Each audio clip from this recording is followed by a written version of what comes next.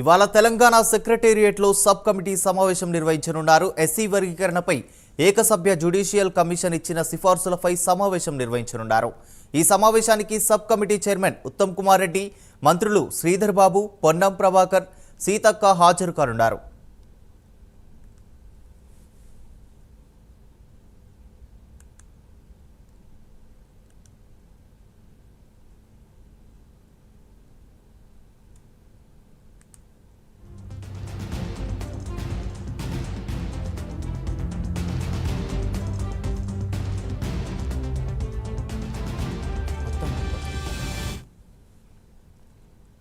ఇవాళ తెలంగాణ సెక్రటేరియట్లో sub committee సమావేశం నిర్వహించనున్నారు. ఎస్సీ వర్గీకరణపై ఏకసభ్య జ్యుడిషియల్ కమిషన్ ఇచ్చిన సిఫార్సులపై సమావేశం నిర్వహించనున్నారు.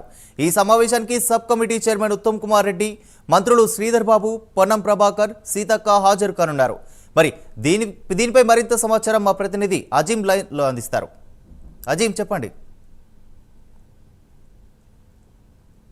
చేయడానికి తెలంగాణ రాష్ట్ర ప్రభుత్వం గత సంవత్సరం సెప్టెంబర్ 12న ఏదైతే నీటిపారుదల శాఖ మంత్రి అయినటువంటి ఉత్తమ్ కుమార్ రెడ్డి, అలాగే మంత్రులు అయినటువంటి దామోదర్ రాజనరసింహ, శ్రీధర్ బాబు, పొన్నం ప్రభాకర్, సీతక్క, ఎంపీ మల్లు రవి గారులను ఒక సబ్ కమిటీగా నియమించింది.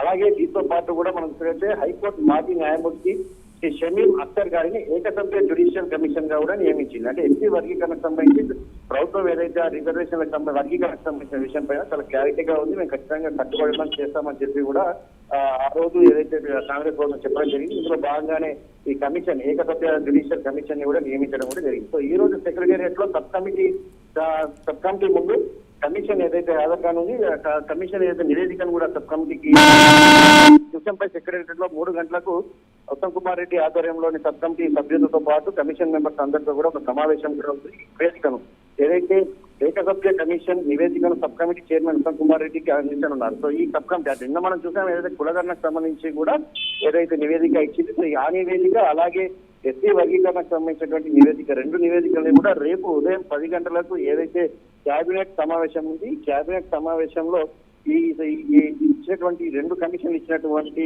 నివేదికలను సిఫార్సు చేయనుంది. ఈ సబ్ కమిటీ సిఫార్సు చేయనుంది.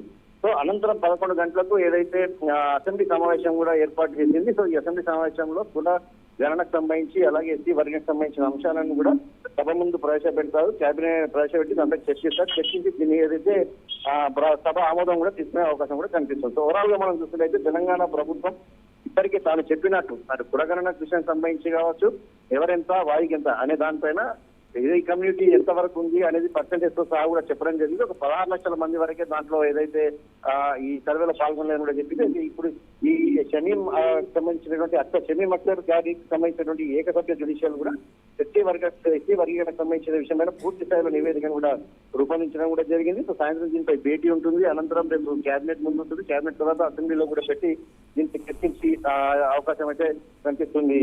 అదేవా రైట్ అజీం, థ్యాంక్ యూ.